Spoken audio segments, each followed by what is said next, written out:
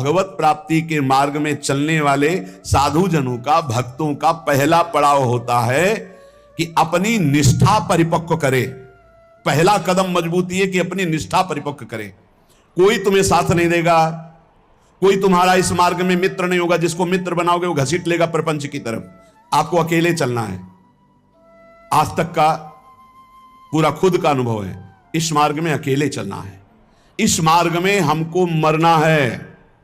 जीवित मर जाए उलट आप में समाया है दिलगिरी। हर समय कष्ट, 1 मिनट का कष्ट, हर समय का कष्ट, पूरे जीवन का कष्ट। मृत्यु जब तक नहीं होगी तब तक का कष्ट। लेकिन उस कष्ट से ना उदास, ना निराश, ना हताश, पूरे जीवन की बात है। जब साधक पहले पड़ाव में दृढ़ हो जाता है, पहला पड़ाव यही है, सुख की तरफ आकर्षित नहीं होना, दुख से हमें मुख नहीं मोड़ना, तब उसे साधकों को सत्संग मिलता है, शुद्ध संत संग। उस संत संग से शुभेच्छा जागृत होती है, मुझे भगवत प्राप्ति करनी है। पहला पड़ाव तुम्हें सुख घसीटेगा, कदम नहीं बढ़ा देना सांसारिक सुख की तरफ। दुख तुम्हें भयावह लगेगा, कदम उसी की तरफ बढ़ाना। यह है भगवत प्राप्ति के मार्ग का पहले साधक का कदम। पकड़ो, सुख घसीटेगा, सुविधाएं घसीटेंगी, सुख सुविधा की तरफ कदम नहीं बढ़ाना। दुख घसीटेगा, भयावह दिखाई देगा, चलो दुख की तरफ चलो। और जिसने दुख की तरफ कदम बढ़ा दिया भगवत मार्ग में, वो महासुख को प्राप्त हुआ। दूसरा उसको क्या संग? संत संग मिलता है, विशुद्ध संत संग। उससे शुभेच्छा जागृत होती, अशुभ कर्मों का त्याग और भगवत प्राप्ति की प्रबल इच्छा। ऐसे पुरुष को प्रापंचिक रिश्ते नातेदारों से बैठकर बात करना, ये सब कुछ अच्छा नहीं लगता। पहला पड़ाव, भोगों की सुविधा मिलेगी उसकी तरफ से ना बोलना है।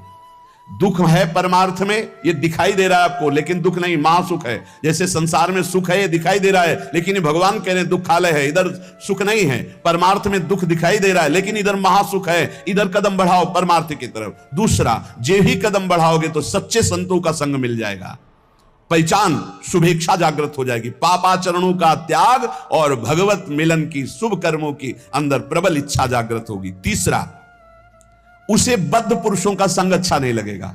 ये रिश्तेदार, नातेदार, सांसारिक भोगों में फंसे हुए लोग, ये अच्छा नहीं लगेगा। भले वो संसार के बीच में रह रहा है, लेकिन उसको इनसे प्रपंच की बातें करना, संसार के लोगों की रिश्ते नाते की बातें, ये अच्छा नहीं लगता।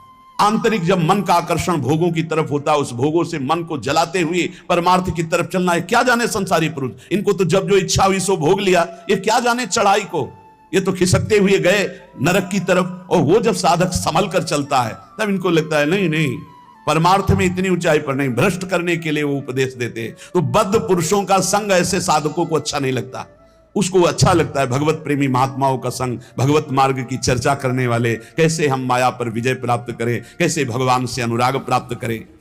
सजाती संतों का संग अच्छा लगने लगता है, और उसमें संतों के प्रति जो भाव आया, उससे सद्गुणों की वृत्ति बढ़ने लगती है। सद्गुण जो भगवान को प्रसन्न करे, सद्गुण जो भगवान की प्रीति प्रदान करे।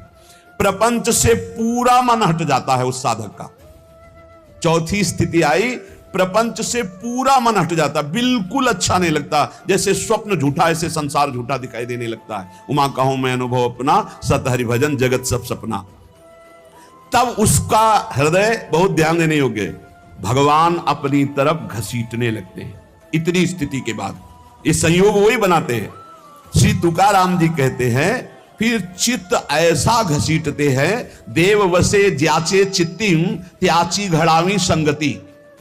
ऐसा चित्त घसीटा कि अब तड़पड़ाहट प्रकट हो गई, व्याकुलता प्रकट हो गई, भगवत मिलन की चाह की।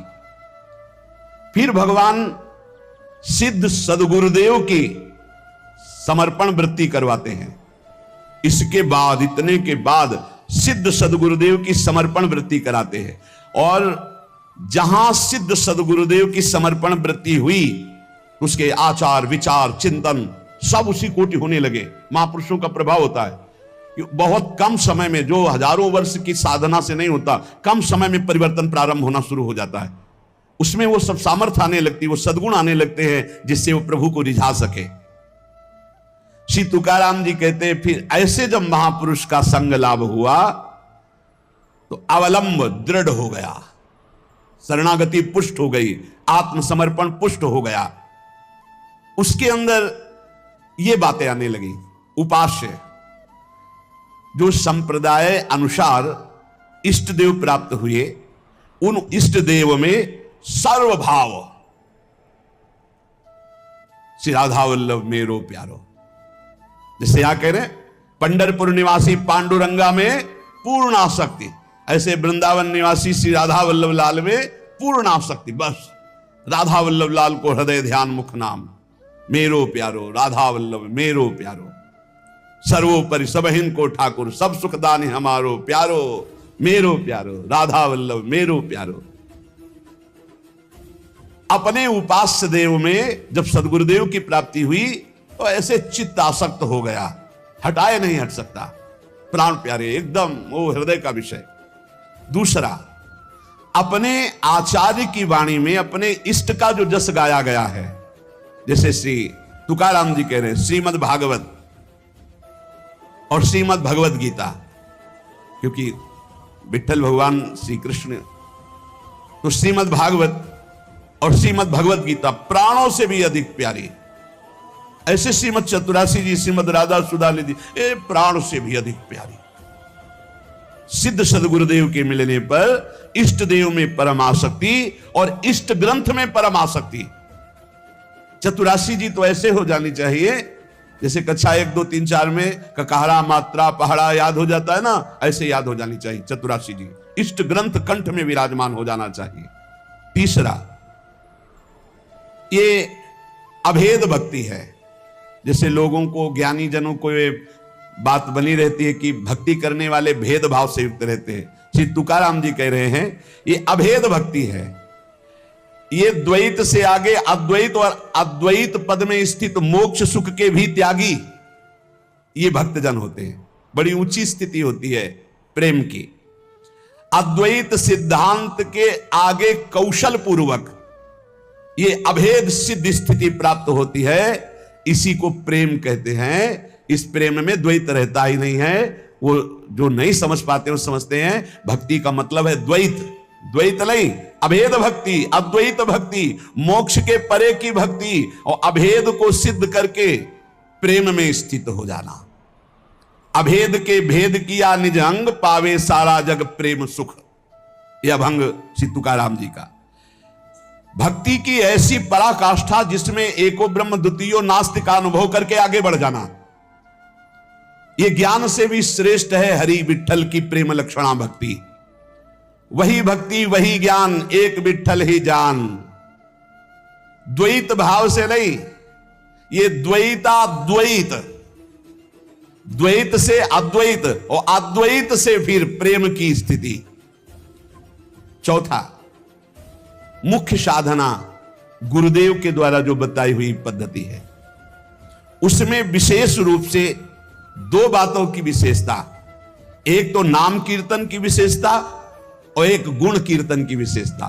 भगवान की लीला कथाओं का श्रवण कथन और नाम कीर्तन, ये दो प्रेम लक्षणा भक्ति के लिए विशेष साधन है। और गुरु कृपा से दोनों खूब जोर से चलते हैं। अखंड नाम कीर्तन चलता है और वाणी लीलाओं का गायन चलता रहता है। साधन है। और गुरु कृपा से दोनों खूब जोर से चलते हैं। अखंड नाम कीर्तन चलता है और वाणी लीलाओं का गायन चलता रहता है।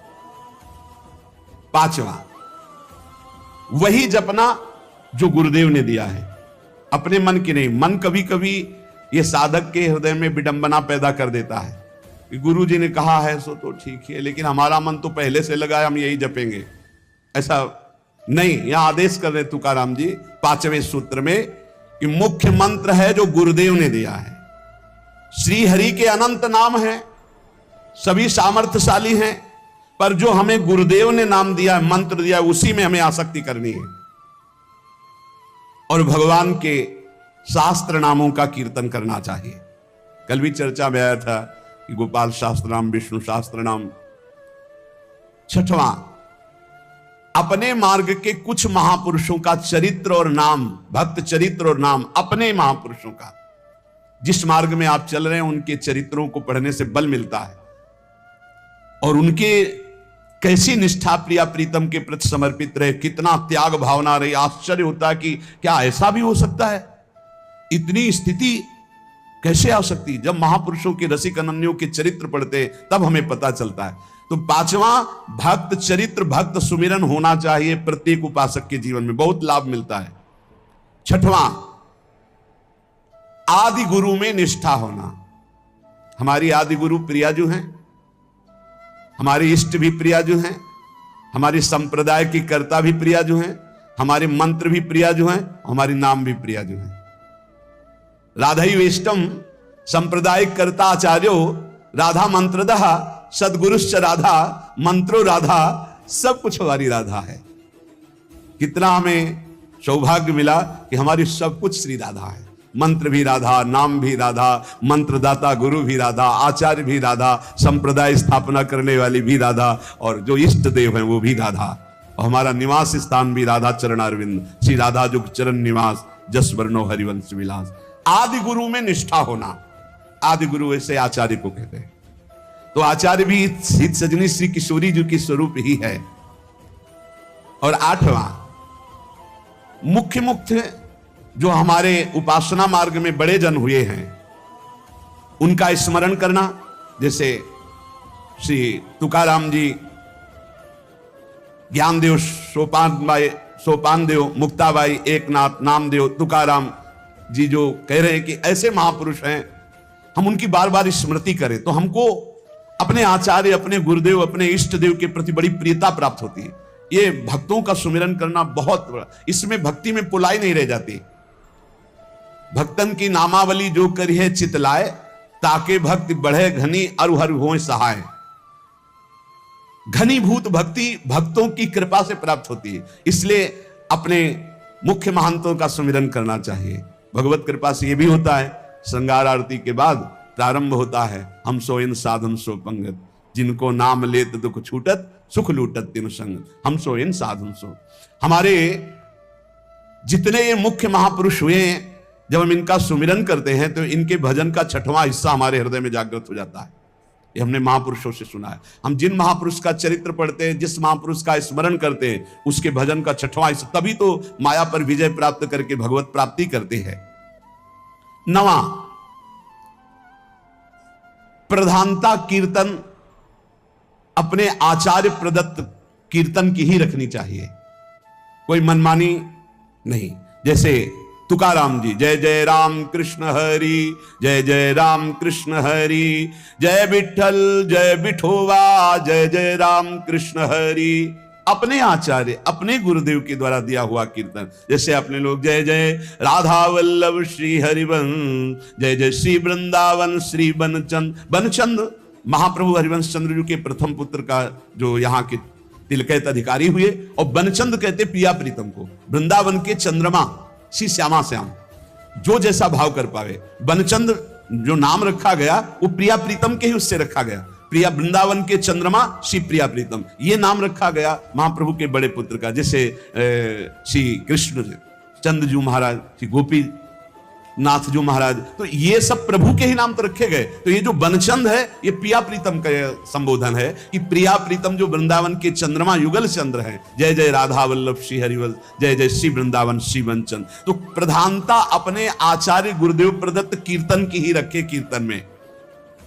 और पूज्य जितने विश्व के संत महात्मा हैं, विश्व के, भारत के ही नहीं, अतिथि संत भक्त, ये सब जो श्री कृष्ण से संबंध मानने वाले हैं, ये सब हमारे पूज्य हैं। ऐसी सदैव भावना रखे। तुलसी की माला, गले में तुलसी की कंठी जरूर हर समय बंधी रहनी चाहिए। अगर टूट जाए तो एक प्रसादी करके पहले से ही रखनी चाहिए।